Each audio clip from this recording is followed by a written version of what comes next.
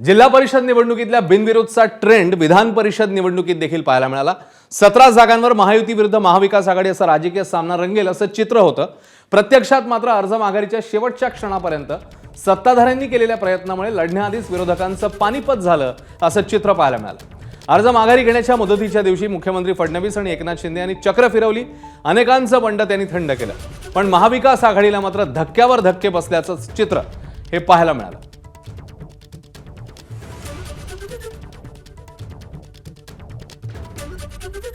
तर एकूण 17 ठिकाणी ही निवडणूक होणार आहे, ज्याचा अर्ज माघारीचा शेवटचा दिवस होता आणि शेवटच्या दिवशी देखील अनेक नाट्यमय घडामोडी अनेक ठिकाणी पाहायला मिळाल्या।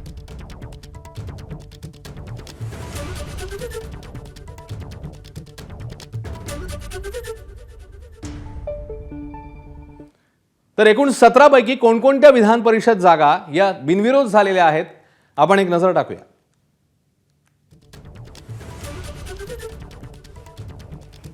ठाण्यामधली महायुतीची ही जागा जवळपास कन्फर्म आहे। रवींद्र फाटक शिवसेनेचे हे बिनविरोध जिंकतायत असं चित्र सध्या तरी बघायला मिळत आहे।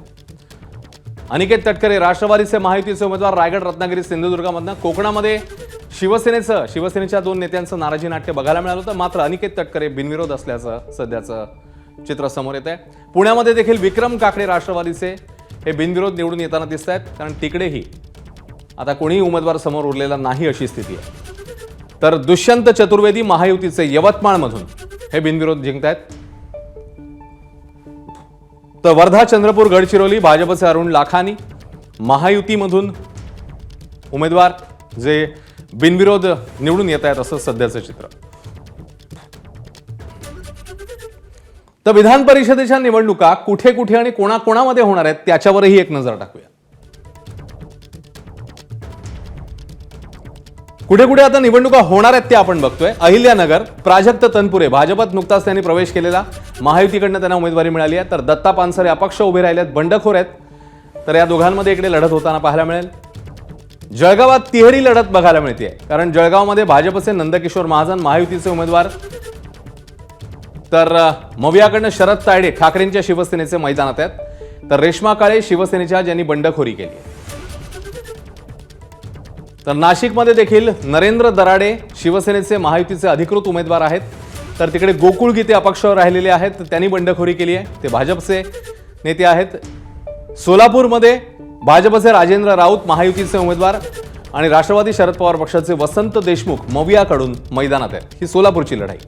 सांगली, सातारा विधान परिषद मतदारसंघ, धैर्यशील कदम भाजपकडून मैदानात आहेत महायुतीच्या माध्यमातून, तर राष्ट्रवादी शरद पवार पक्षाचे अभय जगताप हे मवियाच्या वतीने निवडणूक लढवत आहेत। नांदेडमध्ये भाजपचे अमर राजूरकर महायुतीचे अधिकृत उमेदवार, तर ठाकरेंच्या शिवसेनेचे कृष्णा पाटील हे बंडखोरी त्यांनी केलेली अपक्ष म्हणून मैदानात आहेत।